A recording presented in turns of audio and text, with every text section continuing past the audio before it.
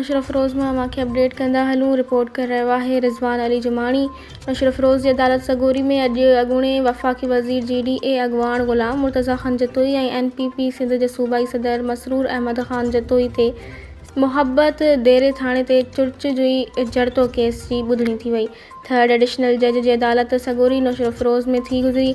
हलंदड़ ॿुधणी में शाहिदनि जो न हुअण करे मुर्तज़ा ख़ान जतोई पारां अदालत सगोरी में एप्लीकेशन जमा कराइण खां पोइ थर्ड एडिशनल कोर्ट जे जज साहब केस जी ॿुधणी 9 अगस्त ताईं मुलतवी करे छॾी।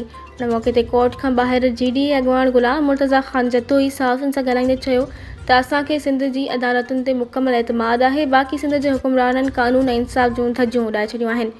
इहो ॾींहुं ख़ाली न आहे जो असां जतोई भाइरनि ते कंहिं न कंहिं कूड़े केस जी FIR दाख़िल करायूं वञा आहिनि।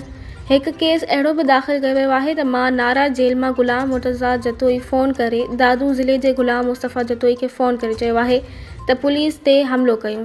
जॾहिं त मां जेल में आहियसि उतां फ़ोन कीअं कई आहे? जेल में फ़ोन जी सहूलियत जवाबदारनि लाइ न हूंदी आहे, पोइ कॉल मां कीअं कई आहे?